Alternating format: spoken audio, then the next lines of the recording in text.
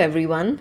My name is Vidhi Salla, and today I will be introducing the Bollywood film Mughal-e-Azam. Mughal-e-Azam translates as the Great Mughal. It was a film made in 1960 by director K. Asif, short for Asif Kareem.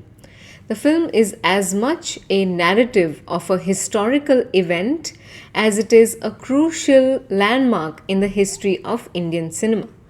The story is set in the 16th century and chronicles the love story between Prince Salim, the son of Emperor Akbar, and a courtesan named Anarkali.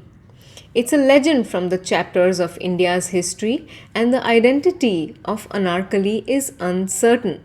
She was likely a miniature painter, a courtesan, or one of Emperor Akbar's wives. Mughal-e-Azam can be paralleled as being the Ben-Hur of Indian cinema in terms of its scale, budget, and revenue.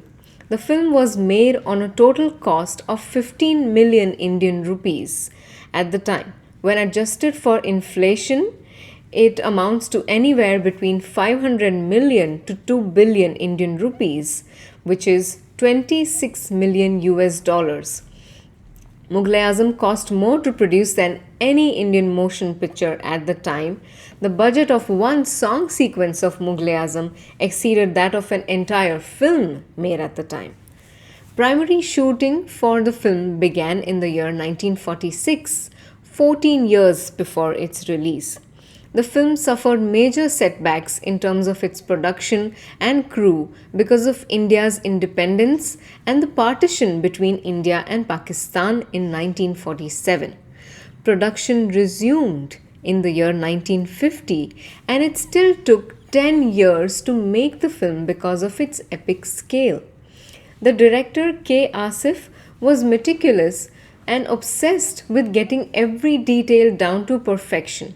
Right from the design of the shoes of a character to the right musician for a particular song, he left no stone unturned to create the epic that he envisioned.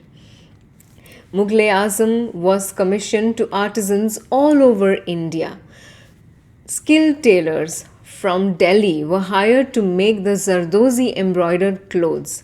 Zardozi is a form of embroidery that gained prominence during Emperor Akbar's reign, and it is done by using real gold and silver threads. One outfit of Zardozi takes 10 days to create, so you can imagine how many costumes per character might have been created for this film. The footwear was commissioned to craftsmen in Agra, the jewelry made by master goldsmiths in Hyderabad, the crowns were designed in Kolhapur, and the best blacksmiths in Rajasthan manufactured the armory. There is a statue of Lord Krishna that the mother of Prince Salim is seen worshipping in the film. That was made in real gold. The release of Mughal-e-Azam was as grand as the film itself. It premiered at the biggest theatre in Bombay. The film reels of Mughal-e-Azam arrived on a decorated elephant accompanied by the music of bugles and shehnai, which is a type of Indian trumpet. The cinema's foyer was decorated to resemble a Mughal palace. Invitations to the premiere were sent out on scrolls that resembled royal invites from a king written in the Urdu language. Melodrama, heightened emotional acting, and verbose monologues are characteristic of many Bollywood films of 50s and 60s. Mughal-e-Azam was a period drama about the Mughal Empire, so the melodrama and dialogues go several notches above the norm. Prince Salim belongs to the royal family, and marriages among princes and princesses were political alliances and opportunities for emperors to extend their list of allies. It's not surprising then that the father son conflict over Salim's future partner forms the crux of this film. Music is a crucial part of Bollywood films. Films made in the 50s and 60s were heavily inspired by folk and Indian classical music. Emphasis was laid on creating memorable melodies that also reflected composition expertise. While an average Bollywood film would have 5 to 6 songs at the time, Mughal-e-Azam had 12 songs. Not all of them are used in the film, but I would like to bring your attention to two particular songs in the film, and I will narrate the anecdote associated with those songs. In the film, there is a scene where Salim meets Anarkali privately for the first time in his palace. It's like their first date, and it's the time in the evening when Emperor Akbar's court musician, the greatest musician of India at the time, Mia Tansen, is singing evening ragas. The director K. Asif wanted the voice of Mia Tansen to be represented by India's living legend at the time. This musician's name was Ustad Bade Ghulam Ali Khan. Ustad is a title bestowed on masters of classical music that have attained an extremely high level of expertise and command over all ragas. It was beneath any Indian classical musician to sing for Bollywood films because they considered them frivolous and shallow. Moreover, if classical artists collaborated with Hindi films, their reputation would be compromised. Despite knowing this, the director approached the Ustad. The Ustad, of course, rejected the offer from the get go.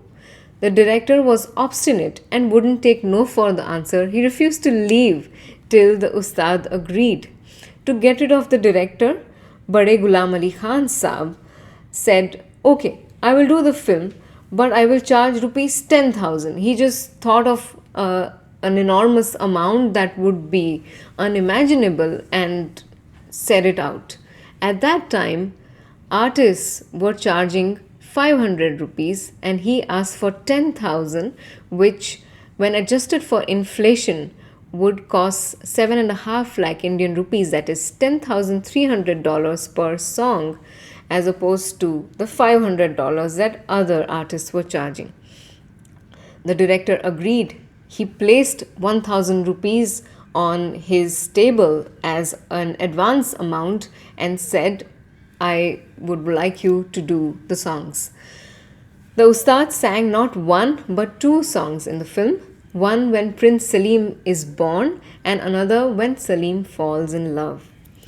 Mughal-e-Azam was a result of one man's obsession with showcasing the grandeur of the Mughal era to Indian audiences.